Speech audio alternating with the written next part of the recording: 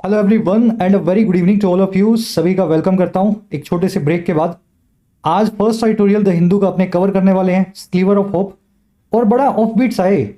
ये आर्टिकल लिखा हुआ है मगरमच्छों पे, क्रोकोडाइल्स पे। भारत के सुंदरवन बायोस्फीयर रिजर्व में जहां पे क्रोकोडाइल्स एंडेंजर्ड हो चुके हैं, ऐसे सॉल्ट वाटर क्रोकोडाइल्स की संख्या अचानक से बढ़ गई। और ये बढ़ना अपने आप में एक होप, एक आशा की बात है। सरकार की पॉलिसीज आखिर रंग ला रही हैं इन क्रोकोडाइल्स को जिंदा रखने में। चलिए, अगेन थोड़ा नया है, अलग है आपके लिए, लेकिन मजा आएगा इस आर्टिकल में आपको। क्लास के लास्ट में क्विज है जो अपने को सॉल्व करना मिलके। पूरे मन से क्लास को लेना ताकि ग्रामर को, वोकैब को, कॉम्प्रिहेंशन को, हर एस्पेक्ट को आप मेरे साथ कवर कर सकें। क्विज को मैं लास्ट में आपको सॉल्व करवाता हूं। आइए लेक्चर को शुरू करते हैं।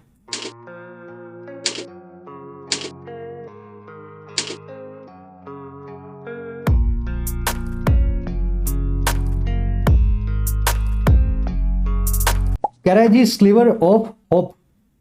क्या होता है स्लीवर? देखो, ये सिल्वर नहीं है, चांदी की बात नहीं कर रहा। ये स्लीवर एक नया वर्ड है। स्लीवर का मतलब होता है कतरा, किसी चीज का छोटा सा टुकड़ा। जैसे आपके पास है ना, कोई पेन है, कोई तख्ती है, कोई टैबलेट है ना, कोई भी चीज जो टूट जाए, उसके छोटे छोटे पीस बचे, फ्रेगमेंट बचे हैं, उन कतरों को बोलते हैं अंग्रेजी में स्लीवर। कह रहा है जी होप यानी आशा का, उम्मीद का एक कतरा सा हमें दिखा है।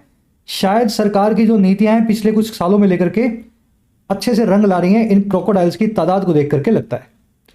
चलिए टाइटल पैराग्राफ को देखते हैं। कह रहा है an inclusive vision of conservation can protect more habitats. कह रहा है एक अगर इंक्लूसिव विजन रखेंगे, इंक्लूसिव का मतलब होता है जो सबको अपने दायरे में लेती हो, जो सिर्फ किसी एक चीज पे केंद्रित ना हो। कह रहा है इस तरीके से सबको अपने दायरे में लेने वाली जो विजन या जो दृष्टि है सरकार की, या सोच है, और ये किस चीज को लेकर के? कॉन्जर्वेशन को लेकर के, संरक्षण को लेकर के। कॉन्जर्वेशन का मतलब होता है इकोलॉजिकली या एनवायरनमेंट के तौर पे जो एंडेंजर्ड चीजें हैं, जैसे पानी को सेव करना, जंगलों को बचाना, तो वो फॉरेस्ट कॉन्जर्वेशन हो गया, पानी का वाटर कॉन्जर्वेशन हो गया। तो कह रहा है इसी तरीके से अगर संरक्षण करना हो जानवरों का, उसकी एक इंक्लूसिव विजन जो है वो प्रोटेक्ट कर सकती है और ज्यादा हैबिटेट्स को या जानवरों के रहने की जगह को। अपने को सुन करके थोड़ा अजीब लगता है कि क्रोकोडाइल्स बढ़ा के क्या होगा, है ना, इंसान इतना परेशान है तो मगरमच्छ का क्या करें। लेकिन ये देश के इकोलॉजिकल एनवायरनमेंट के लिए बहुत जरूरी है। अगर अचानक से क्रोकोडाइल्स खत्म हो जाएंगे सुंदरवन एरिया में, तो उसके पीछे पूरी फूड चेन खत्म हो जाएगी। समझ पा रहे हो? तो सरकार को कंजर्वेशन के लिए कुछ ऐसी नीतियां बनानी पड़ती हैं जिससे हर स्पीसीज बची रहे। पानी में मछलियां भी हो, मगरमच्छ भी हो, दरियाई घोड़े भी हो, ऑक्टोपस भी हो। तो इसी को बोलते हैं जानवरों का कंजर्वेशन। ठीक है, थोड़ी फील लो क्या कहना चाह रहा है ये। विजन बनेगा सब्जेक्ट, एक नाउन है। कैन प्रोटेक्ट बनेगी इसकी वर्ब, है ना, मॉडल वर्ब प्लस में वर्ब की बेस फॉर्म। हैबिटेट वर्ड क्या होता है? इस वर्ड को ध्यान से देखना, मजा आएगा इसको देख के आपको। देखिए अंग्रेजी में एक वर्ड है या एक वर्ब है इनहैबिट। इनहैबिट का मतलब होता है कहीं पे रहना, कहीं पे वास करना। इनहैबिट वर्ब से 3 नाउन बनाए जाते हैं। पहला है हैबिटेट, दूसरा है हैबिटेशन, तीसरा है हैबिटेंट। याद रखना इनको, बहुत आसान है। जिस चीज को आप इनहैबिट करते हो, जिस जगह को आप इनहैबिट करते हो, वो आपका हैबिटेट होता है। The place where an organism lives. जैसे जंगल में शेर रहता है तो शेर का हैबिटेट क्या है? जंगल। पानी में कछुआ रहता है तो कछुए का हैबिटेट क्या है? पानी। अच्छा, अगर इंसानों की बात हो जाए, भाई ये तो जानवर वानवर तो आप समझ गए, जंगल में, पानी में, है ना। इंसानों के जब घर होते हैं, कॉलोनीज बनती हैं, उन एरियाज को, प्लेसेस को बोलते हैं हैबिटेशन। इसको आप बोल सकते हो छोटा सा गांव, विलेज, या इसके लिए एक और अच्छा वर्ड अंग्रेजी में हैमलेट। शेक्सपियर की किताब भी है बहुत अच्छी, हैमलेट, है ना। तो इंसानों के रहने की जगह को बोलते हैं हैबिटेशन, जानवरों के रहने की जगह हैबिटेट। तीसरा क्या है? हैबिटेंट। इसमें लग गया एन। हैबिटेंट का मतलब होता है ऐसा आदमी या जानवर जो किसी हैबिटेशन में बसता हो।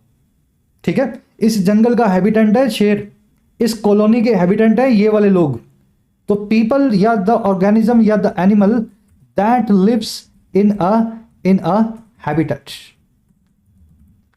ठीक है, अब ये थोड़ा कंफ्यूजिंग इसलिए है क्योंकि लोगों को हैबिटेट और हैबिटेंट के बीच का फर्क नहीं पता पड़ता।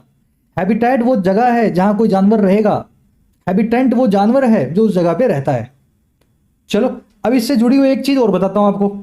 ये जो इनहैबिट वर्ड से आपने 3 नाउन बनाए ना, इस वर्ब से मिलती जुलती एक और वर्ब अंग्रेजी में, इनहिबिट। इनहिबिट का मतलब होता है रोकना, प्रिवेंट करना, किसी काम के रास्ते में रोड़ा बनना। जैसे गरीबी जो है ना, वो इनहिबिट करती है बहुत बच्चों को उच्च शिक्षा या हायर एजुकेशन लेने से। The poverty can inhibit your dream of higher education. तो ये अलग वर्ड है, ये अलग वर्ड है। अब वीडियो को पॉज कर लो, इन दोनों वर्ड्स को सही तरीके से यूज करना है इस वाले सेंटेंस में, ठीक है। Pollution can inhibit the growth of plants that inhabit the river banks. अपने आप से मीनिंग निकालो और चेक करो क्या ये दोनों वर्ड्स इनहैबिट और इनहिबिट हमने सही यूज किए हैं, और अगर नहीं किए हैं तो सही करके कमेंट्स में इसको पोस्ट करना। सही है तो ठीक है, नहीं तो डाल देना अपना, ठीक है। बढ़े आगे, चलो क्लास में इन्वॉल्व रहा करो। ये छोटी छोटी एक्सरसाइजेज इसीलिए करवाता हूं, आपको लगे कि आप एक ऑफलाइन कोचिंग ले रहे हो, है ना। टीचर आपके सामने है, हर चीज को आपको। चलो अब जल्दी से इस आर्टिकल की वोकैब पे नजर डालेंगे। 4-5 वर्ड्स हैं, शुरू में एक साथ देख लो। अपनी क्लासेस के सभी नोट्स पीडीएफ्स आपको इस टेलीग्राम पे अवेलेबल है। सर्च करें @officialYT प्राइवेट ग्रुप है, या फिर इस वीडियो के फर्स्ट कमेंट में टेलीग्राम का लिंक भी आपको अलग से दिया गया है। और इसके साथ जिस भी एग्जाम के लिए आप प्रिपेयर कर रहे हैं, चाहे वो एसएससी हो, बैंकिंग हो, आइल्स का हो, यूपीएससी हो, इंग्लिश का सिलेबस कवर करने के लिए मेरी गाइडेंस में जरूर से डाउनलोड करें YT ऐप को। वीडियो के फर्स्ट कमेंट में इसका लिंक दिया गया है। आपकी अपनी ऐप है, एंड्रॉइड और iOS दोनों पे अवेलेबल है। इस ऐप का ऑब्जेक्टिव सिंपल है, आपके एग्जाम की प्रिपरेशन करवाना क्वालिटी कंटेंट के साथ और मिनिमम प्राइस पे। एकदम अफोर्डेबल कोर्सेज है, जैसे हमारा फ्लैगशिप कोर्स है, अभी फुल फ्लेजेड चल रहा है, इंग्लिश अनलॉक्ड। अब आप जो भी एग्जाम दे रहे हैं, ऑब्जेक्टिव पेपर इस कोर्स से आप कंप्लीट कर सकते हैं। इसमें पूरी ग्रामर आ जाएगी, रीडिंग आ जाएगी, वोकैब आ जाएगी, सब कुछ प्रीवियस ईयर क्वेश्चंस के साथ में ये पूरा कोर्स अवेलेबल है।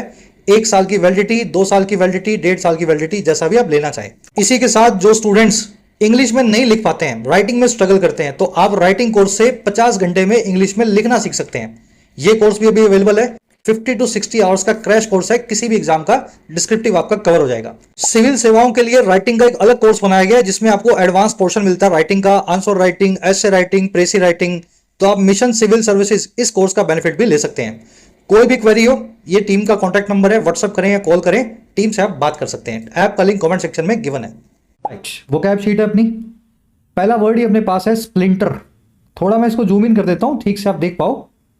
देखिए स्प्लिंटर वर्ड जो एक वन वर्ड है, 2015 या 16 के सीजीएल में पूछा गया था।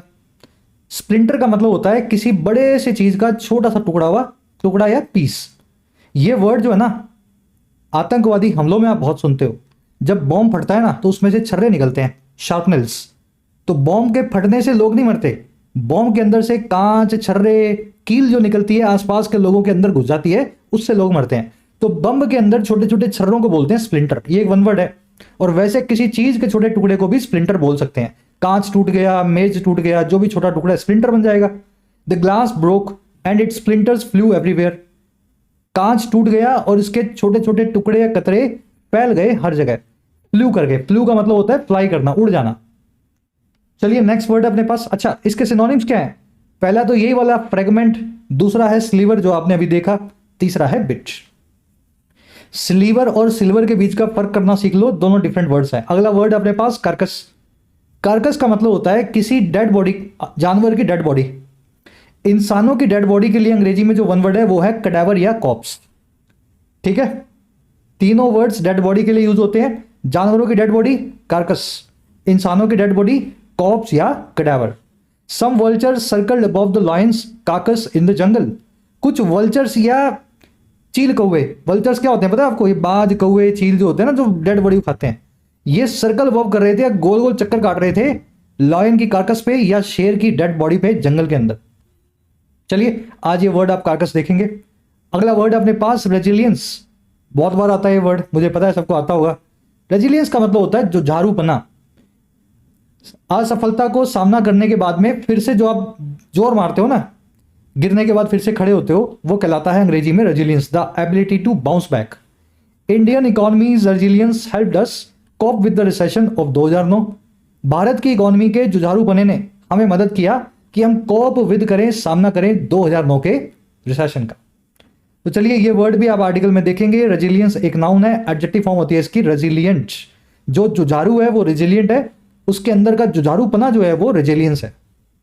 अगला वर्ड अपने पास अंडरपिन। देखिए अंडरपिन यानी किसी चीज को सपोर्ट करना नीचे से, और इस तरीके से सपोर्ट करना कि वो गिरे नहीं, उसको गिरने से बचाना।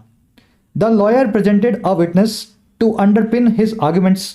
लॉयर ने एक विटनेस को प्रेजेंट किया, एक गवाह को पेश किया, ताकि वो सपोर्ट कर सके अपनी दलीलों को, जो उसने दलीलें दी हैं गवाह से, उनको समझ गए ना, प्रूव कर सके। तो सपोर्ट करना, अंडरपिन करना, अंडरगर्ड करना भी इसका सिनोनिम है। कोरोबोरेट, बटरेस, बोल्स्टर, शोर अप, सारे इसके सिनोनिम्स। अब आपको लग रहा होगा सर इतने सारे कैसे याद करूंगा, प्रोप अप भी लिख दिया आपने, शोर अप भी लिख दिया।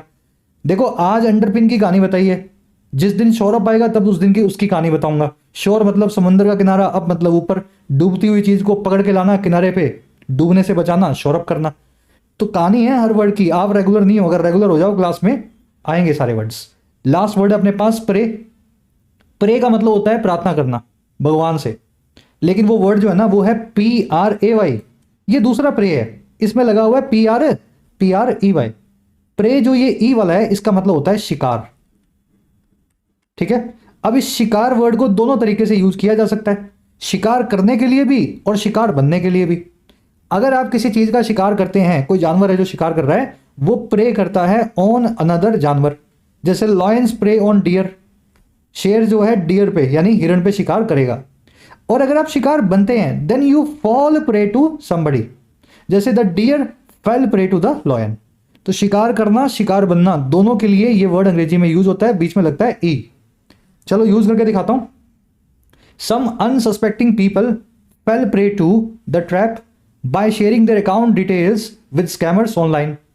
कुछ भोले भाले अनसस्पेक्टिंग लोग थे, वो फेल प्रे टू कर गए, शिकार हो गए इस ट्रैप का, इस जाल का, शेयर करके अपने अकाउंट की डिटेल्स कुछ स्कैमर्स के साथ में, धोखाधड़ी वाले धोखेबाजों के साथ में ऑनलाइन। तो यहां पे फॉल प्रे टू हुआ है, शिकार होने की बात हुई है। चलिए वर्ड हो गए पांचों, अब आर्टिकल पे आ जाओ। देखिए जनरली आप किसी जू में जाएंगे ना, या आप किसी सफारी पे जाएंगे, वाइल्ड लाइफ सफारी, तो वहां पे आप क्या देखने जाते हो? हाथी देखोगे, गैंडा देखोगे, है ना, या फिर मतलब कोई शेर देखोगे, टाइगर देखोगे। तो सबका फोकस रहता है शेर टाइगर को बचाने पे, हाथी को बचाने पे। क्रोकोडाइल्स आपको दिखेंगे भी बहुत कम और आपका इंटरेस्ट भी नहीं होगा। और इसी वजह से ये जो जानवर जिनको ज्यादा लाइमलाइट या ग्लैमर नहीं मिलता है ना, इनके ऊपर सरकारें ध्यान भी नहीं देती हैं। भाई क्रोकोडाइल को जब किसी को देखने की इच्छा ना हो तो सरकार उसको बचाने में क्यों आत्मा मारेगी? सब सारे जो है एफर्ट्स उसके शेर टाइगर पे चले जाएंगे। लेकिन इस बार कुछ अलग हुआ। सरकार का एक नया वाइल्ड लाइफ कंजर्वेशन एक्ट है, पुराना एक्ट है लेकिन अभी ठीक से उसको इंप्लीमेंट किया। उस एक्ट में इतनी अच्छी कामगिरी हुई, इतना अच्छा उसमें जो इन्होंने काम किया कि सॉल्ट वाटर क्रोकोडाइल्स की तादाद बढ़ गई सुंदरवन डेल्टा के पास बायोस्फीयर रिजर्व में। हमारा आर्टिकल कह रहा है कि इससे मिली है हमें आशा की एक किरण या स्लीवर ऑफ होप। जब आप क्रोकोडाइल्स के लिए कुछ कर सकते हो तो जरूर दूसरे जानवरों के लिए भी कर पाओगे। इस पूरे बायोस्फीयर के अंदर आपको कंजर्वेशन के लिए और एफर्ट्स डालने हैं। यूनेस्को वर्ल्ड हेरिटेज साइट है रिजर्व, आप इसको नेट पे सर्च करना। चलिए अब आर्टिकल को शुरू करते हैं। आज की टोन है ऑप्टिमिस्टिक, है ना, ऑप्टिमिज्म ही दिखा रहा है, अपनी आशावाद को बता रहा है। चलिए साथ में पढ़ना है, जितना हो सके मीनिंग खुद से निकाला करो, वीडियो को पॉज करके फिर मेरे साथ पढ़ना। फर्स्ट पैराग्राफ, करे the recent survey of salt water crocodiles in the Sundarban biosphere reserve is a notable advance for conservation in India. कह रहे हाल ही में हुआ एक सर्वे, किसका? सॉल्ट वाटर क्रोकोडाइल्स का। क्रोकोडाइल होता है बेचारा मगरमच्छ, सॉल्ट वाटर यानी नमकीन पानी। तो समंदर में पाए जाने वाले मगरमच्छों का जो सर्वे हुआ सुंदरवन रिजर्व में, वो एक नोटेबल एडवांस है। वो एक ऐसी बढ़त है, एडवांस है या प्रोग्रेस है जो नोट करने लायक है, नोटेबल है। और किस चीज के लिए? कंजर्वेशन के लिए या जानवरों के संरक्षण के लिए, भारत में या इंडिया में। सर्वे सब्जेक्ट है, एज इसकी वर्ब है। कंजर्वेशन का मतलब मैंने आपको बताया संरक्षण। यहां पे जानवरों के संरक्षण की बात हो रही है तो मैं अपने आप ही मान लेता हूं यहां पे वाइल्ड लाइफ कंजर्वेशन की बात कर रहा है। संरक्षण पानी का हो सकता है, मैंने आपको बताया ना, water conservation, forest conservation, soil conservation, सब तरह के होते हैं। मैं अपने आप ही यहां मान रहा हूं जानवरों की बात हो रही है तो वाइल्ड लाइफ कंजर्वेशन वाला मीनिंग निकल रहा है। तो ये स्किल्स आपको डेवलप करनी है। सेंटेंस पढ़ो और समझो, वो जो नहीं लिख पाया आर्टिकल में सेंटेंस में वो भी आप समझ पाओ। कह रहे the census indicates a rise in overall numbers and demographic diversity implying an ecological success that is also a marker of how wildlife law and conservation policy are gradually moving beyond their fixation. लंबा sentence है, इतना ही पढ़ लो। कह रहा है census जो है, census समझते हैं आप, जनगणना। कह रहा है इन मगरमच्छों की जो गिनती है वो इंडिकेट करती है एक राइज को, एक बढ़त को, कुल मिलाकर के इनकी आंकड़े में, तादाद में, नंबर में, और इनकी डेमोग्राफिक डाइवर्सिटी में। डाइवर्सिटी यानी विविधता, डेमोग्राफिक यानी पॉपुलेशन। तो इनकी पॉपुलेशन में डाइवर्सिटी भी मिल रही है, अलग अलग तरह के मगरमच्छ बड़े हैं, एक तरह का नहीं बड़ा, ऐसा समझो। और कह रहा है ये सारा काम कैसे हुआ, ये जो इंडिकेट करता है ना राइज को, ये सारा काम हुआ इंप्लाई करते हुए, इशारा करते हुए एक इकोलॉजिकल सक्सेस की तरफ या एक एनवायरमेंटल कामयाबी की तरफ। इकोलॉजी यानी एनवायरमेंट, तो एनवायरमेंट में कामयाबी मिली है, कह रहा है। और ये वो सक्सेस है जो कि साथ ही साथ एक मार्कर या निशान भी है कि कैसे या हाउ हमारा जो वाइल्ड लाइफ का लॉ है, जानवरों के लिए कानून है, और जो उनकी संरक्षण की पॉलिसी है, वो धीमे धीमे मूव बियॉन्ड कर रहे हैं या पार जा रहे हैं। और किससे? उनके फिक्सेशन से या जुनून से। फिक्सेशन यानी किसी चीज को लेकर के बना हुआ आपका ऑब्सेशन। और हमारा फिक्सेशन किस पे होता है? हाथी घोड़ों पे। On a handful of charismatic species.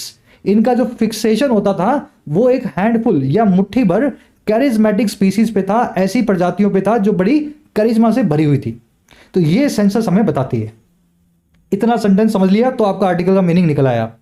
Census क्या बताती है? ओवरऑल नंबर में इंडिकेट हुआ है एक राइज, और जो है उनकी डाइवर्सिटी में एक राइज आया है। ये बताते हुए हमें बताता है, इंप्लाई करती है सेंसस कि एक ये इकोलॉजिकल सक्सेस है, एनवायरनमेंट में हमें कामयाबी मिली है, और ये एक चीज़ का निशान भी है कि कैसे हमारे लॉ और पॉलिसी जो हैं वो धीरे धीरे मूव बियॉन्ड कर रहे हैं या पार जा रहे हैं उनके जुनून से, फिक्सेशन से, ऑब्सेशन से, जो एक मुट्ठी भर करिज्मेटिक स्पीसीज पे हुआ करता था। और वो स्पीसीज कौन सी है? Including the tiger and the elephant, जिसमें शामिल है चीता और बाघ और जो है हाथी। चलिए मीनिंग निकल गया। सेंसस की वर्ब है इंडिकेट्स, ठीक है। दैट की वर्ब है इज, लॉ एंड पॉलिसी की वर्ब है आर मूविंग। फिक्सेशन यानी ऑब्सेशन, प्री ऑक्यूपेशन भी बोलते हैं इसको। मीनिंग लिख लिया मैंने सारे, ठीक है। जुनून के लिए वर्ड यूज होता है। अच्छा, एक कॉन्सेप्ट आपने देखा होगा हैंडफुल वाला, फटाफट करवा दें आपको। देखो, हैंड यानी हाथ, फुल यानी भरा हुआ। हिंदी में बोलते हैं इसको मुट्ठी भर। हैंड फुल ऑफ शुगर यानी मुट्ठी भर चीनी। अब जैसे आपने मुट्ठी भर बोला, वैसे स्पून फुल भी बोल सकते हो आप। स्पून फुल यानी चम्मच भर। कितनी चाय डालूं? चम्मच भर चाय डाल दो। A spoon full of T डाल दो। तो hand full, spoon full, mouth full, ये वर्ड आप जब भी देखें तो समझ जाना, इनका प्लूरल बनाते हुए आप हैंड्स फुल नहीं लिखना, स्पून फुल मत लिखना, आपको लिखना पड़ेगा हैंडफुल्स। भाई एक हैंड है तो हैंडफुल लिख दिया, बहुत सारी मुट्ठियां भर रहे हैं तो हैंड्सफुल लिखोगे, ऐसा ही दिमाग काम करेगा ना आपका। बस ये गलती है। ये वर्ड्स प्रॉपर वर्ड्स हैं, इनके अंदर आप बीच में पार्ट करके बीच में एस नहीं लगा सकते। अगर कई मुट्ठी भर बात हो रही है तो हैंडफुल्स लिखो, कई चम्मच भर बात हो रही है तो स्पून स्पून फुल्स लिखो, माउथ माउथ फुल्स लिखो। तो एस जो है लास्ट में लगेगा। प्लूरल बनाना सीख लेना, आज के क्विज में मैंने आपसे पूछा है। कह रहा है in the early years of the wild life protection act 1972 protection was disproportionately directed at megafauna whose appeal could mobilize public opinion। कह रहे जो अर्ली ईयर्स थे, शुरुआती साल थे इस एक्ट के 1972 के। अब देखो अपने आप आ गया ना, वाइल्ड लाइफ प्रोटेक्शन एक्ट, जंगली जानवरों के संरक्षण का एक्ट। कह रहे जो हमारा सारा प्रोटेक्शन था वो डिसप्रोपोर्शनेटली डायरेक्टेड था।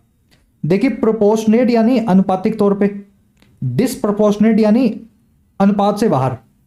भैया आपके पास 100 चीते हैं और 100 मगरमच्छ हैं तो दोनों को बराबर ध्यान देना होगा ना। लेकिन आप दिन में 24 में से 22 घंटे जो है चीते के ऊपर लगा देते हो और 2 घंटे मगरमच्छ पर लगाते हो, तो ये आपका डिसप्रोपोर्शनेट डायरेक्शन है। तो सारी प्रोटेक्शन को इसी तरीके से जरूरत से ज्यादा तौर पे या डिसप्रोपोर्शनेट तौर पे डायरेक्ट किया गया, फोकस किया गया मेगाफोना पे। फोना का मतलब होता है जानवर, मेगा का मतलब होता है बड़े। तो बड़े जानवरों पे सारा जो है ध्यान लगाया गया। और कौन से बड़े जानवर? वही शेर चीते। Whose appeal could mobilize public opinion। ये वो बड़े जानवर हैं जिनका अट्रैक्शन मोबिलाइज कर सकता है, लाम बंद कर सकता है पब्लिक की ओपिनियन को, आम जनमानस की धारणा को। ठीक है ना। तो आप कहीं भी न्यूज सुनते हो चीते आ गए, बड़े बढ़ गए, तो आपको अच्छा लगता है। तो सरकार ने भी ध्यान सारा वहीं दिया। प्रोटेक्शन की वर्ब है वॉज डायरेक्टेड, पैसिव वॉइस का इस्तेमाल किया गया है, बी फैमिली प्लस में वर्ब की थर्ड फॉर्म। डिसप्रोपोर्शनेटली पीछे एलवाई लगा, एडजेक्टिव के पीछे एलवाई लगा तो एडवर्ब बन गई। मेगाफोना, मेगा मतलब बड़ा, फोना मतलब जानवर, बड़े जानवरों को बोलते हैं मेगाफोना। मेगाफोना में फोना वर्ड से एक और फ्रेज बनता है अंग्रेजी में, फ्लोरा एंड फोना। चलो कितने बच्चों को आता है ये वर्ड फ्रेज? नहीं आता तो भी सर्च करो, मैं तो बता ही दूंगा, भूल जाओगे आप। एक बार सर्च मार लो गूगल में, देखते ये वर्ड आपको याद हो जाएगा, मेगाफोना, सॉरी फ्लोरा एंड फोना। कह रहा है जी salt water crocodiles do not command the same affection. कह रहा है ये बेचारे जो मगरमच्छ है ना सॉल्ट वाटर के, ये कमांड नहीं कर पाते या लीड नहीं कर पाते इतने ही अफेक्शन को या इतने ही प्यार को, इनको उतना प्यार बेचारों को मगरमच्छों को नहीं मिलता आमजन से। So their recovery demonstrates how the statutory framework when coupled with targeted interventions such as the Bhagwatpur crocodile project can yield durable gains. कह रहा है जी क्योंकि इनको पूरा प्यार नहीं मिलता इन मगरमच्छों को, तो इस प्रकार से जो इनकी रिकवरी आई है, प्यार ना मिलने के बावजूद इनके अंदर जो तादाद में संख्या में बढ़ोतरी आई है, वो दिखाती है हमें, डिमॉन्स्ट्रेट करती है कि कैसे हमारा कानूनी ढांचा स्टैट्यूटरी फ्रेमवर्क जुगलबंदी में, जब वो कपल विडो हो, जुगलबंदी में हो, टारगेट की गई इंटरवेंशन के साथ में या कदमों के साथ में, जैसे कि ये वाला क्रोकोडाइल प्रोजेक्ट भागत बागपुर, ठीक है, मगरमच्छों का प्रोजेक्ट, तो ऐसा हमारा ढांचा यील्ड कर सकता है, ला करके देगा बहुत ही टिकाऊ या ड्यूरेबल गेन्स को, मुनाफों को, even for less prominent species, यहां तक कि ऐसी स्पीसीज के लिए भी, प्रजातियों जानवरों के लिए भी जो ज्यादा प्रोमिनेंट नहीं है, बहुत ज्यादा नजर में नहीं आते हैं, बहुत ज्यादा लाइमलाइट में नहीं रहते हैं। समझ पाए सेंटेंस का मीनिंग? मगरमच्छों को प्यार नहीं मिलता लेकिन फिर भी इनकी तादाद बढ़ी, तो इसका मतलब क्या है? सरकार के अगर ढांचा सही हो काम करने का, तो प्यार पब्लिक से मिले ना मिले किसी जानवर को, उसकी स्पीसीज में जरूर बढ़ोतरी हो सकती है। सॉल्ट वाटर क्रोकोडाइल्स की वर्ब है do not command, they do not command your love या अफेक्शन। रिकवरी की वर्ब है डिमॉन्स्ट्रेट्स, डिमॉन्स्ट्रेट करना, किसी चीज को दिखाना। स्टैट्यूटरी फ्रेमवर्क, स्टैट्यूटरी यानी कानूनी, फ्रेमवर्क यानी ढांचा, वर्ब है इसकी कैन यील्ड, यील्ड करना, ला करके देना। गेन्स होते हैं मुनाफे, ड्यूरेबल का मतलब होता है टिकाऊ, लॉन्ग लास्टिंग। कह रहा है in many countries reptiles continue to receive weaker safeguards, often subordinated to fisheries और land use concerns। कह रहे बहुत सारे देशों में जो ये रेप्टाइल्स हैं, रेप्टाइल्स मतलब रेंग कर चलने वाले जानवर, सांप, मगरमच्छ और भी ये सब है ना। कह रहा है जी बहुत सारी कंट्रीज में ये बिच्छू, सांप और मगरमच्छ जो है ना, ये बेचारे आज भी जारी हैं रिसीव करना या पाना कम जो वीक या कमजोर सेफ गार्ड्स को, सरकार की तरफ से प्रोटेक्शन को, और अक्सर ये सबॉर्डिनेटेड भी होते हैं, इनको वरीयता में या प्रायोरिटी में नीचे रखा जाता है, सबॉर्डिनेट रखा जाता है फिशरीज के यानी मछली पालन के और लैंड यूज के कंसर्न्स के। ज्यादा डिटेल में नहीं जाऊंगा, लैंड यूज कंसर्न्स क्या होते हैं, बस ऐसा समझो सरकार को देखना होता है कहां जंगल बनेगा, कहां आबादी बनेगी, तो उसकी चक्कर में सरकार जो है ना आबादी जंगल को ज्यादा महत्व देती है, बजाय इस चीज के कि जंगल में आबादी में कहीं कोई मगरमच्छ है या नहीं, उसको बचाना है या नहीं बचाना, है ना। तो फिशरीज, मछलियों को ज्यादा जो है सरकारें तवज्जो देती हैं। चलिए रेप्टाइल्स आपने देख लिया, सांप, बिच्छू, मगरमच्छ, वो इनकी कंटिन्यू, सबॉर्डिनेटेड यानी नीचे, वरीयता में, इंपॉर्टेंस में, प्रायोरिटी में, प्रेफरेंस में, कोई चीज जब नीचे होती है तो दूसरी चीज से सबॉर्डिनेटेड होती है। कह रहे the increase in Sundarban crocodiles suggests that India's model of combining blanket legal protection with site specific captive breeding and release programs has been effective. कह रहे जो इंक्रीज है ना, बढ़ावा है सुंदरबन में मगरमच्छों की तादाद में, वो ये सजेस्ट करता है या बताता है कि भारत का जो मॉडल है ना वो इफेक्टिव रहा है। अब मॉडल कौन सा है वो बीच में बताया हुआ है, सेंटेंस का मीनिंग निकालिए ना आपने। इंक्रीज क्या सजेस्ट करता है कि हमारा मॉडल असरदार रहा है। अब मॉडल देख लो कौन सा है बीच में, मॉडल है हमारा कंबाइन करने का, दो चीजों को मिला देने का। पहला तो एक ब्लैंकेट लीगल प्रोटेक्शन, कानूनी प्रोटेक्शन, और जो ब्लैंकेट हो, जो जनरलाइज्ड हो, ऐसा ना हो कि मगरमच्छ तो ठीक है मार दो, शेर को बचा लो, ऐसा नहीं, सबके लिए। और दूसरा ये कंबाइन होते हैं साइट स्पेसिफिक कैप्टिव ब्रीडिंग से। कैप्टिव यानी बंदी या कैदी, ब्रीडिंग करना यानी इनकी संख्या को बढ़ाना, साइट स्पेसिफिक यानी किसी साइट पे, तो जिस साइट पे मगरमच्छ ज्यादा है तो वहीं पे मगरमच्छों को रिप्रोड्यूस करवाएंगे, ऐसा नहीं है उनको उठा के लैब में ले आए फिर उनके बच्चे पैदा करवाए फिर छोड़ा। इसको बोलते हैं साइट पे ही इनका प्रजनन करवाना, साइट स्पेसिफिक कैप्टिव ब्रीडिंग, और फिर इनको रिलीज कर देना, ब्रीड करके उसी साइट पे इनके बच्चों को छोड़ देना। तो ये हमारा मॉडल जो है बड़ा इफेक्टिव है। निकाल लिया मीनिंग, सेंटेंस की आत्मा। चलो इंक्रीज की वर्ब है सजेस्ट, मॉडल की वर्ब है हैज बीन। कह रहा है but in absolute terms the law still has gaps. कह रहा है लेकिन एब्सोल्यूट टर्म्स में देखें तो इस कानून में, लॉ में अभी भी बहुत सारे गैप्स हैं, बहुत सारी कमियां हैं। अब कमियां बता रहा है आपको 3-4 ये सारी। It does not adequately anticipate emerging threats link to climate change. पहली कमी ये है कि ये कानून यानी इट्स ये नहीं कर पाता ये काम को। और कौन सा काम है? एंटिसिपेट करना या पहले से अनुमान लगाना एडिक्वेटली या पर्याप्त तौर पे। और किसका? इमर्ज करती हुई थ्रेट्स का या उभरती हुई चुनौतियों का जो जुड़ी हुई हैं क्लाइमेट चेंज से। तो हमारे कानून में कहीं भी स्कोप नहीं है कि क्लाइमेट चेंज से पैदा होने वाली समस्याओं को हम पहले से अंदाजा लगा के कुछ कर सकें। दूसरा, rising salinity and habitat fragmentation.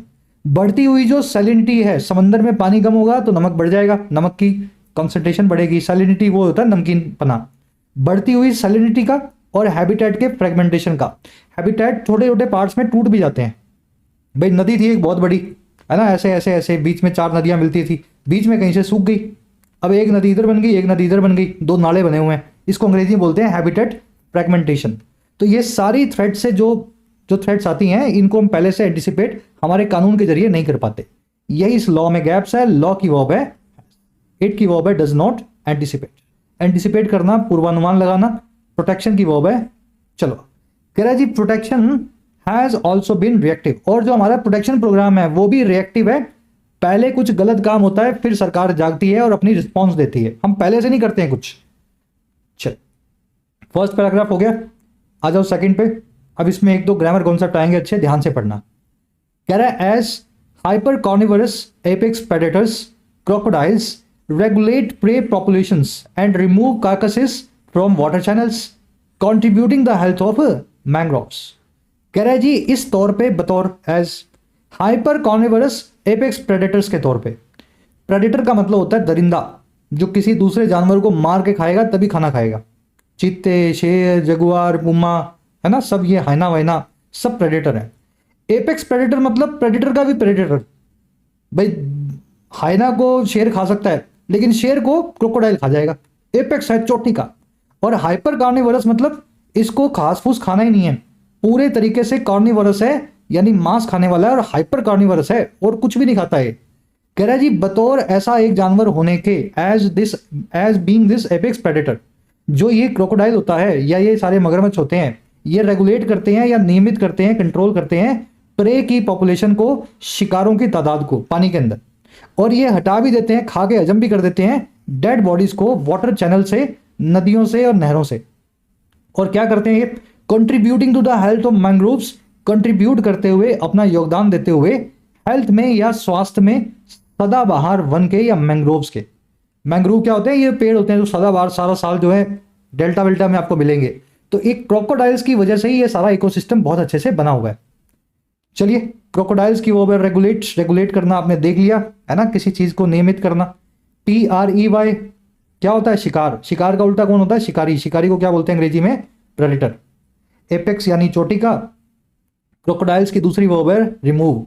Carcass यानी जानवर की डेड बॉडी, आदमी की डेड बॉडी को बोलते हैं, क्या बोलते हैं? कैडेवर या कॉर्प्स। या लिख देता हूं CORPS। 1 वर्ड से सारे। चलो और क्या करते हैं भैया? कह रहा जी 10 their presence signals that creeks and rivers sustain a functioning food web despite immense pressures from human settlement, cyclones and sea level rise. कह रहा जी इस प्रकार से 10, एक सेकेंड है, कह रहा जी इस प्रकार से इनकी जो प्रेजेंस है या मौजूदगी है, ये सिग्नल करती है कि जो क्रीक्स हैं या खाड़ियां हैं या रिवर्स है, जो नदियां हैं, वो अभी भी बना करके बैठी हैं, सस्टेन करती हैं एक काम करने वाले फूड वेब को। अगर कहीं पे मगरमच्छ जिंदा है तो समझ लो पूरी फूड चेन उस जंगल में, उस पानी में या उस नदी में जिंदा है। मगरमच्छ वहीं होगा जहां कुछ खाना होगा। तो इनकी प्रेजेंस जो है हमें बताती है कि नदी में सब कुछ ठीक है। और कह रहा है कैसे ठीक है? बावजूद बहुत सारे प्रेशर के जो आता है इंसान के सेटलमेंट की वजह से, बस्ती बनाने की वजह से, साइक्लोन चक्रवातों की वजह से और सी लेवल में राइज की वजह से। चलिए, देयर प्रेजेंस सिग्नल्स है प्रेजेंस की वर्ब, क्रीक्स एंड रिवर्स की वर्ब है सस्टेन। सस्टेन करना, बनाए रखना। फूड वेब का मतलब होता है पूरा, है ना, फूड चेन। एक ग्रामर कॉन्सेप्ट है, करवा दूं? यहां प्यारा कॉन्सेप्ट है। देखिए अंग्रेजी में ये फ्रेजल, ये प्रेपोजिशन है डिस्पाइट। डिस्पाइट का मतलब होता है बावजूद। ये प्रेपोजिशन है तो अपने बाद में नाउन या वर्ब की आईएनजी फॉर्म लेगी, जिसको जेरेंड बोलते हैं। डिस्पाइट की जगह पे कभी कभी आपको ऑल्दो का इस्तेमाल करना पड़ता है। आपको सीखना है कब डिस्पाइट लगाऊं और कब ऑल्दो लगाऊं। चलो 3 सेंटेंसेस है, बड़े आसान है। एक बार वीडियो को पॉज करो और चेक करके खुद से देखो इनमें क्या एरर्स है। Despite he was tired he finish the work, बावजूद वो टायर्ड था, वो थका हुआ था, उसने काम को पूरा किया। देखो ही सब्जेक्ट है, वॉज इसकी वर्ब है, कॉमा लगा हुआ है, ही सब्जेक्ट है, फिनिश्ड इसकी वर्ब है। यानी 2 सब्जेक्ट वर्ब के पेयर जो है मिले हुए हैं, और 2 पेयर्स को मिलाने के लिए अंग्रेजी में यूज होता है कंजंक्शन का। Subject number 1, subject number 2, verb number 1, verb number 2। तो 2 सब्जेक्ट 2 वर्ब बिना कंजंक्शन के मिल ही नहीं सकते। तो डिस्पाइट नाम की प्रेपोजिशन का जो इस्तेमाल किया है वो आपका गलत है। तो क्या करूं, डिस्पाइट को हटा के यहां पे लिखूंगा मैं, क्या लिखूंगा, ऑल्दो। ऑल्दो। चलो, although the traffic jam we reached on time, बावजूद ट्रैफिक जैम के हम वक्त पे पहुंच गए। ऑल दो के बाद में आपने ट्रैफिक जाम नाम का एक नाउन रखा हुआ है, और इस नाउन की कोई वर्ब नहीं है, कोई क्लोज नहीं बना रहा है। आगे एक सब्जेक्ट और मिलेगा और उसकी वर्ब आपको मिलेगी। पूरे सेंटेंस में सिर्फ एक ही सब्जेक्ट वर्ब का पेयर है, वी रीच्ड। तो फिर कंजंक्शन क्या कर रही है, प्रेपोजिशन अपने बाद में नाउन लेती है, कंजंक्शन अपने बाद में सब्जेक्ट वर्ब का पेयर लेती है। यहां पे सब्जेक्ट वर्ब का पेयर लगा हुआ था, कंजंक्शन की जरूरत थी तो ऑल्दो लगाया, लेकिन यहां पे सिर्फ नाउन है, सब्जेक्ट वर्ब नहीं है, तो यहां पे ऑल्दो ना लगाओ, यहां लगाओ डिस्पाइट। क्लियर है मामला इतना। तो प्रेपोजिशन को एक ऑब्जेक्ट देना है, कंजंक्शन को हमेशा क्लोज देना है, दोनों का मीनिंग होता है बावजूद। अब एक चीज इसमें और ऐड कर लो, पहले सेंटेंस में आपने डिस्पाइट को ऑल्दो में चेंज किया, किया ना। अगर आप चाहें तो डिस्पाइट को ऑल्दो में बिना चेंज किए इस सेंटेंस को सही कर सकते हैं। आप ऐसा लिखें, despite despite the fact that. ये ट्रिक है। ऑल्दो और डिस्पाइट द फैक्ट दैट एक ही बात है। डिस्पाइट प्रेपोजिशन है, ऑब्जेक्ट फैक्ट बन गया, दैट कंजंक्शन है, इसने नया क्लोज इंट्रोड्यूस कर दिया। मैं थोड़ा टेक्निकल जा रहा हूं मुझे पता है, लेकिन जिन बच्चों के बेसिक्स क्लियर नहीं है तो आप वैसे भी मजबूरी फील करते हो अंग्रेजी में, है ना। बेसिक्स कर लो अच्छे से, यूट्यूब पे करवाए गए हैं। तो यहां पे ऑल्दो के साथ में ये क्लोज आ सकता था, डिस्पाइट के साथ में नहीं आ सकता था, लेकिन डिस्पाइट द फैक्ट दैट अगर ऐसा लिखोगे तो ये ऑल्दो का ही काम करने वाली फ्रेज बन जाता है, कंजंक्शन बन जाता है, और तब ये सही बैठता है। लास्ट क्वेश्चन दे रहा हूं मैं, in spite of it was raining we played football, बावजूद रेन हो रही थी, बरसात हो रही थी, हमने फुटबॉल खेला। सेंटेंस कैसे सही करोगे और सही करके कमेंट्स में डाल। बड़े आगे, मुश्किल है मुझे पता है, अच्छा कॉन्सेप्ट था। कह रहा है जी हाँ, better juvenile survival also indicates that the breeding habitat remains या रिटेन्स सफिशिएंट क्वालिटी। कह रहा है जो बेटर जुवेनाइल सर्वाइवल है, जुवेनाइल यानी किशोर, सर्वाइवल यानी बने रहना। क्रोकोडाइल के छोटे किशोर बच्चों का जो सर्वाइवल है बहुत अच्छे तरीके से, बेटर तरीके से, वो भी इंडिकेट करता है कि जो इनका ब्रीड करने का जो हैबिटेट है या जो एरिया है वो रिटेन करता है सफिशिएंट क्वालिटी को। अगर सफिशिएंट क्वालिटी नहीं होगी तो बच्चे मर जाएंगे, तो बच्चे दिखते हैं तो पता लगता है कि क्वालिटी बिल्कुल ठीक है। चलिए, कह रहा है this is an important ecological marker for the delta. ये एक इंपॉर्टेंट पर्यावरण का मार्कर है सुंदरबन डेल्टा के लिए। Where rising salinity and erosion are narrowing the niche available to wildlife. और ये डेल्टा एक ऐसी जगह है जहां पे बढ़ती हुई खारपना, क्षारपना या नमकीन पानी और मिट्टी का कटना यानी इरोजन, इरोजन का मतलब होता है मिट्टी कट रही है, जहां पे ये दोनों समस्याएं नैरो कर रही है या सिकुड़ कर रही हैं, छोटा कर रही हैं, उन सारे फेवरेबल प्लेसेस को, निश को, जो अवेलेबल होते हैं जंगली जानवरों के लिए। बहुत सारे वर्ड्स आगे इसमें ध्यान से देखो। दिस की वर्ब इज सैलिनिटी, आपने देख लिया, नमकीन पानी को बोलते हैं सलाइन वाटर, सैलिनिटी मतलब पानी में नमकीन पना, नमकीन पना ज्यादा होगा तो जानवर मरने लगेंगे। इरोजन का मतलब होता है मिट्टी का कटना, ये भी बुरी खराब चीज है। तो इन दोनों की वजह से नैरो हो रहे हैं या कम होते जा रहे हैं, सिकुड़ते जा रहे हैं निश। इस वर्ड का निश का मतलब होता है एक favourable place, well suited position. तो कोई जानवर को कोई एरिया बहुत अच्छा लगता है, वो उसका निश है। तो ये निश जो है कम होते जा रहे हैं इन जानवरों के लिए, क्योंकि पानी खारा होता जा रहा है। चलिए, कह रहा है if the crocodile population can establish a stable age agree structure it may bolster the resilience of the Sundarbans mangrove networks. कह रहा है अगर ये क्रोकोडाइल पॉपुलेशन जो है, मगरमच्छों की जो आबादी है, वो इस्टेब्लिश कर सकती है एक स्टेबल एज स्ट्रक्चर को। स्टेबल एज यानी आपने मगरमच्छ जो है अभी अचानक से बहुत सारे पैदा हुए तो इनकी एवरेज एज कम हो गई, अभी जो बड़े मगरमच्छ थे वो जल्दी मर जा रहे हैं, तो इनकी एज स्ट्रक्चर जो है ना बहुत स्टेबल नहीं है। नए बच्चे ज्यादा हैं और बड़े होने से पहले मर रहे हैं। जब स्टेबल कब होंगे, जब ये लंबा जिएंगे, हर मगरमच्छ जो है अपना पूरा लाइफ स्पैन को पूरा करेगा। कह रहा है अगर ये क्रोकोडाइल लंबा जीने लगे, स्टेबल एज स्ट्रक्चर बना लें सुंदरवन में, तो ये बॉल्स्टर कर सकते हैं, अंडरपिन कर सकते हैं या सपोर्ट कर सकते हैं जुझारूपने को, रेजिलियंस को सुंदरवन के मैंग्रोव नेटवर्क की, यहां पे सदाबहार वनों के जंगल की। समझ में आया सेंटेंस? चलिए, पॉपुलेशन की वर्ब है कैन एस्टैब्लिश, इट की वर्ब है मे बॉल्स्टर। बॉल्स्टर आपने देख लिया, सपोर्ट करना, प्रमोट करना, मजबूत बनाना। रेजिलियंस यानी एबिलिटी टू बाउंस बैक, जुझारूपना। कह रहा है the species trajectory also highlights what can be done for other neglected ones. ये जो स्पीसीज है, कौन सी वाली? मगरमच्छों की। इनकी जो ट्रेजेक्ट्री है, इनका जो ग्राफ है, वो ये भी हाईलाइट करता है कि क्या किया जा सकता है दूसरी नेग्लेक्टेड वंस के लिए, ऐसी प्रजातियों जानवरों के लिए जिनको हमने कोल्ड शोल्डर दिया हुआ है, नेग्लेक्ट किया हुआ है, जिनको हमने खारिज किया हुआ है। समझ गए ना? मगरमच्छ को देख के आपको पता लगेगा दूसरे जानवरों का भी भला हो सकता है। चलिए, ट्रेजेक्ट्री यानी ग्राफ, किस दिशा में आप जा रहे हैं, वर्ब है इसकी हाइलाइट्स, व्हाट की वर्ब है can be done. Correct current schedules under the act should be accompanied by proactive well funded recovery plans. कह रहा है अब हमारे जो करंट शेड्यूल हैं इस एक्ट में, सारे जो नियम कायदे हैं इस कंजर्वेशन एक्ट के, उनको अकॉम्पनी बाय होना चाहिए या उनको संगत में होना चाहिए। और किसके? ऐसे रिकवरी प्लान्स के जो वेल फंडेड है और प्रोएक्टिव है, जो जानवर के खत्म होने से पहले एक्टिवेट हो जाए, प्रोएक्टिव हो, और इसमें पैसा सरकार ने अच्छे से लगाया हो। तो ये सब चीजें हमारे करंट लॉ में, एक्ट में होनी चाहिए। And public communication strategies need to be recalibrated, और लोगों से कम्युनिकेट करने की जो स्ट्रेटजी हैं उनके ऊपर भी फिर से विचार होना चाहिए, रिकैलिब्रेट उनको किया जाना चाहिए। रिकैलिब्रेट का मतलब होता है रीएडजस्ट करना, फाइन ट्यून करना। लोगों से अच्छा कम्युनिकेशन करोगे सुंदरवन के आसपास के लोगों से, तो वो भी प्रजातियों को बचाने में आपको हेल्प करेंगे। रिपीट करने की जरूरत नहीं है मेरे ख्याल, बहुत आसान है। एक्ट की वर्ब है should be accompanied by, passive voice है, अकॉम्पनीड बाय होना, किसी की संगत में होना। स्ट्रेटजीज की वर्ब है नीड।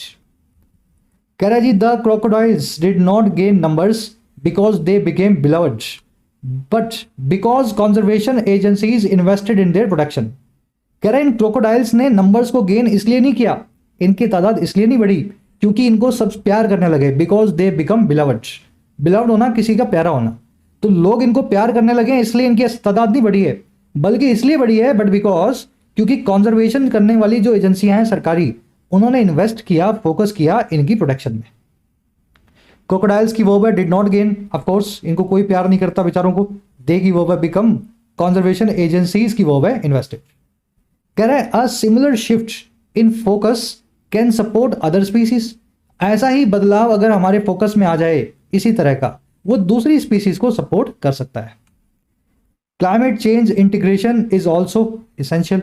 क्लाइमेट चेंज का जो इंटीग्रेशन है, क्लाइमेट चेंज को लेकर के जो मतलब पूरी स्ट्रेटजी में इंटीग्रेट करने का जो काम है, आप जो भी चीज बनाओ उसमें क्लाइमेट चेंज को ध्यान रख के बनाओ।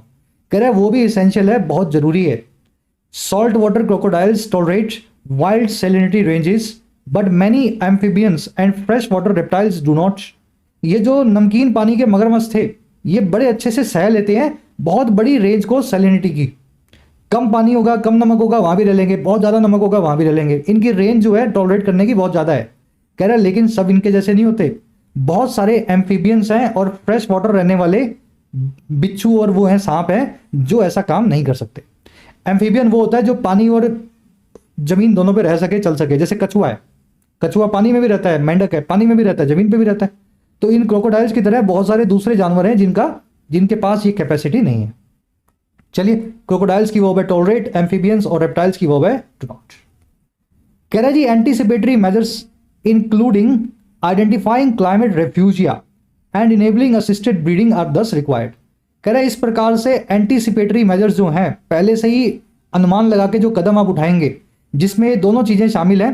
आप आइडेंटिफाई करें क्लाइमेट रेफ्यूजिया को और इनेबल करें, सक्षम बनाएं असिस्टेड ब्रीडिंग को। कह रहा है ये दोनों चीजें इस प्रकार से रिक्वायर्ड है। अब ये दोनों चीजें क्या होती है फटाफट देख लो। देखिए, क्लाइमेट रेफ्यूजिया का मतलब है ऐसे रेफ्यूज प्लेसेस या पनाह की जगह जहां क्लाइमेट चेंज के बाद जानवर जाके रह सके। क्लाइमेट चेंज हो गया, बर्फें पिघल गई, पानी नमकीन हो गया, कोई ऐसी जगह बची हुई है जहां फिर भी वो जानवर को जिंदा रहने की जगह मिल जाए, ऐसे प्लेसेस क्लाइमेट रेफ्यूजिया कहलाते हैं। सरकार इनको आइडेंटिफाई करे और उनको प्रोटेक्ट करे और इनेबल करे असिस्टेड ब्रीडिंग। असिस्टेड ब्रीडिंग आप समझते हैं, जानवरों को पास में लाना ताकि वो ब्रीड कर सके, उनको असिस्ट करना। कह रहा था recovery illustrates that non charismatic species can benefit from law and policy with sustained attention. ये रिकवरी हमें ये भी इलिस्ट्रेट करती है या बताती है कि ये जो नॉन करिज्मेटिक स्पीसीज हैं, ज़्यादा बिना अट्रैक्शन की जो स्पीसीज हैं मगरमच्छ की तरह, वो बेनिफिट करेंगी या फायदा उठाएंगी लॉ एंड पॉलिसी से सस्टेन्ड अटेंशन के साथ, लगातार बने हुए फोकस के साथ। तो ये रिकवरी हमें इलस्ट्रेट करती है। इलस्ट्रेट, डिमॉन्स्ट्रेट एक ही बात है, अंग्रेजी में दिखाने को बोलते हैं। स्पीसीज की वर्ब है कैन बेनिफिट। कह रहा है for India the lesson is that a richer more inclusive vision of conservation is possible and necessary. और भारत के लिए जो लेसन वो ये है कि एक ज़्यादा रिच और ज़्यादा इंक्लूसिव या दायरे में लेने वाला जो विजन होगा या सोच होगी कंजर्वेशन की, वो पॉसिबल भी है और जरूरी भी है। फर्स्ट क्वेश्चन आपका भाई, इनमें से कौन सा अजम्पशन अंडरलाई करता है या छुपा रहता है ऑथर की आर्गुमेंट में नॉन क्रिज्मेटिक स्पीसीज को लेके? ये जो मगरमच्छ हैं, जो सांप बिच्छू हैं, इनको लेकर के, जिनको कोई देखने ना जाता हो, इनको लेकर के ऑथर की बात में कौन सी चीज, कौन सा अजम्पशन छुपा हुआ है? सिंपल चीज, नॉन करिज्मेटिक स्पीसीज को पब्लिक कभी प्यार नहीं करेगी, तो सरकार को प्यार करना पड़ेगा, इनको लीगल प्रोटेक्शन दो और साइट स्पेसिफिक इंटरवेंशंस दो, इससे इनकी आबादी बढ़ेगी। बस यही इसका अंडरलाइन अजम्पशन है, ठीक है ना। क्रोकोडाइल जो है ज़्यादा बिलवर्ड हो जाएंगे टाइगर से, कभी नहीं होगा। पब्लिक हमेशा टाइगर देखने जाती है। ह्यूमन सेटलमेंट्स जो है मैंग्रोव इकोसिस्टम को अफेक्ट नहीं करते हैं, गलत बात है, करते हैं। तो बी आंसर बनेगा फर्स्ट में। सेकंड में देखो, इस आर्टिकल से पैसेज से क्या इन्फर कर सकते हो, कौन सा कंक्लूजन इन चारों में से आपके हिसाब से सही होगा? क्रोकोडाइल इसलिए बढ़ गए क्योंकि लोगों में पॉपुलर हो गए। छोटे क्रोकोडाइल्स या जुवेनाइल्स के सर्वाइवल रेट जो है वो कोई इंडिकेटर नहीं होती हैं वहां की क्वालिटी का, पानी की क्वालिटी का नहीं होती हैं। प्रोएक्टिव रिकवरी प्लान्स और क्लाइमेट चेंज के मेजर्स जरूरी हैं इस तरह की स्पीसीज को, सांप बिच्छुओं को बचाने के लिए। क्रोकोडाइल जो है बिल्कुल प्रभावित नहीं होते हैं क्लाइमेट चेंज से। तो बाकी तीनों बातें गलत है, सिर्फ सी सही है। ए, बी और डी जो है इनकरेक्ट है। चलो कुछ वन वर्ड्स हैं। ह्यूमन बॉडी की डेड बॉडी को क्या बोलते हैं? ह्यूमन की डेड बॉडी को अंडरगर्ड, कडेवर, स्लीवर या कार्कस।